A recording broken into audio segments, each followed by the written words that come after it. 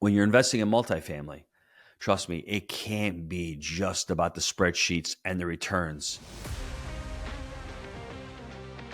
Hello and welcome. My name is Gino Barbaro, one of the co-founders of Jake and Gino. And in this how-to, I want to be discussing with you today something that has really been coming near and dear to my heart, creating happy money. I've launched a book called Happy Money, Happy Family, Happy Legacy. And in this lesson, this video today, I want to discuss how to create a happy multifamily portfolio. Because it's not just creating the portfolio that will ultimately, I think, make you happy.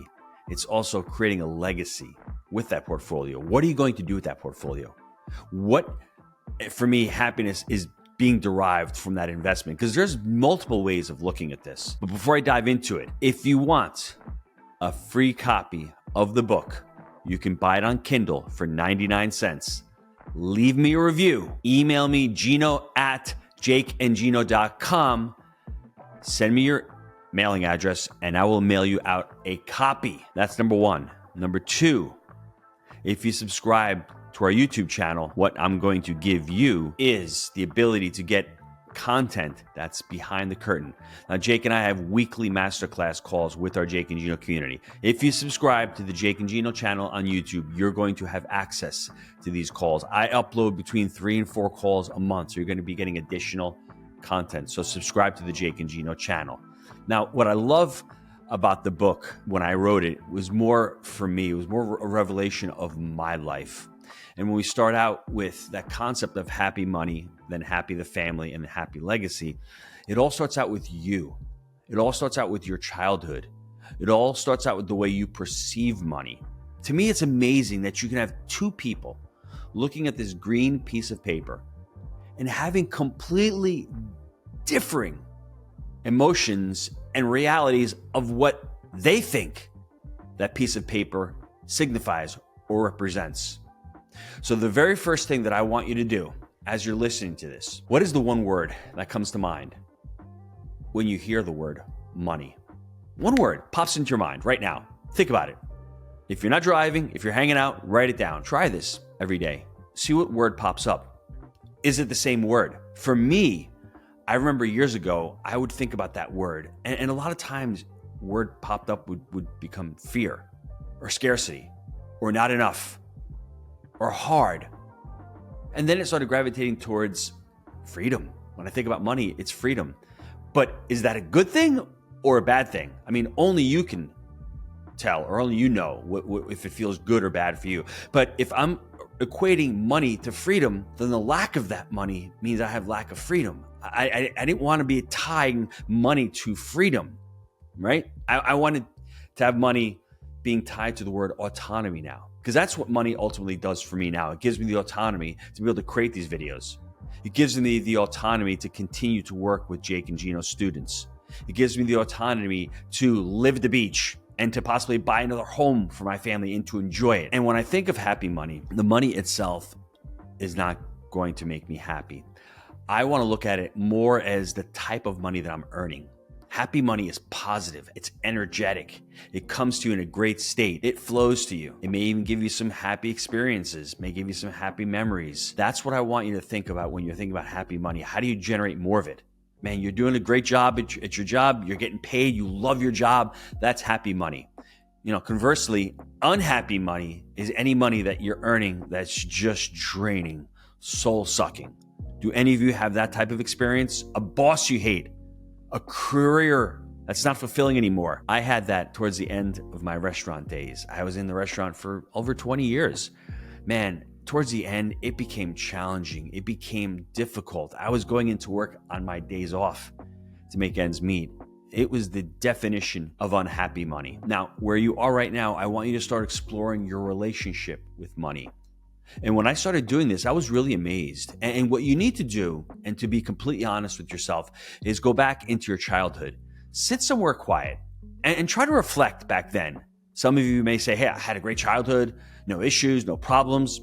Great, I get that. But what I want you to do is just to sit there and think about what you heard about money, what your parents talked about, or did they not even talk about money? Did they avoid money? Were there arguments around money? Was there scarcity? Was there abundance? Did your parents take you to properties like I take my kids? Do you have open and honest conversations about money with your kids? Do you share the struggles with them, or do you just not talk about it? What is your relationship? What are the words that you hear? I heard early on that we couldn't afford things. Great. I mean, you need to save money for the rainy day. Great. That started becoming imprinted as my blueprint for money, the way I viewed money. And it lent to a lot of scarcity in my life. Whenever we needed to spend money, it was painful. I like to see that money accumulate. That's, to me, was bringing on a lot of scarcity. Once I understood my relationship, I could understand and I could start looking at money differently. Money to me became a tool. I was chasing money for a long period of my adult life. When I stopped chasing money and I started chasing opportunity, and I started to create more value for others in my life, whether it was people in the community, whether it was investors who were investing in my deal, whether it was my business partners, all of a sudden more money started showing up. When you're investing in multifamily, trust me, it can't be just about the spreadsheets and the returns. It can be very challenging. What we've noticed over the last few years is as we've grown our portfolio, happy money really comes from having happy employees, really great employees, building a culture within your company. And if you're not building a company and you're using third party, great, I understand that. But there's certain aspects of it.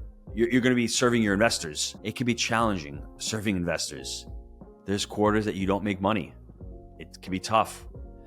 Think about it where you want to build an enduring organization. You're building a business. So the way to me, and the way I derive money in this business really comes from serving those residents, comes from serving those investors, comes from serving my partner. Just focus that. That's when you're talking about your multifamily portfolio. And what does the legacy look like? To me, I've pivoted legacy into not just owning these assets and trying to really pass them on to my children and hopefully go to the grandchildren. Think about legacy in your life as the values that you want to push forward into the next generation. Teaching your kids how to invest, but not even into real estate, just teaching them about financial values, where most people really are afraid of money. They don't talk about money. It should be an open subject. It should be an open topic. We all struggle with it. Whether you have $100 million, you want to go to $500 million, or you're making $30,000 a year and you want to go to $60,000 a year. We all have our blocks, our limiting beliefs with money. But if we can really explore that relationship and have an open and honest conversation with ourselves, what do we want to achieve? And then ultimately setting upon our values. What do our values look like?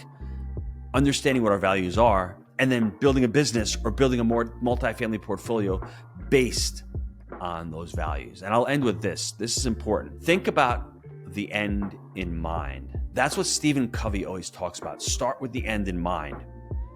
If you can paint a picture of what you want your life to look like towards the end, for me, it was having that big family. For me, it was leaving a legacy of wealth, but not just generational wealth, but generational skills. I want my children to all be self-sufficient. It's ironic. We just bought a farm about 6 or 7 months ago.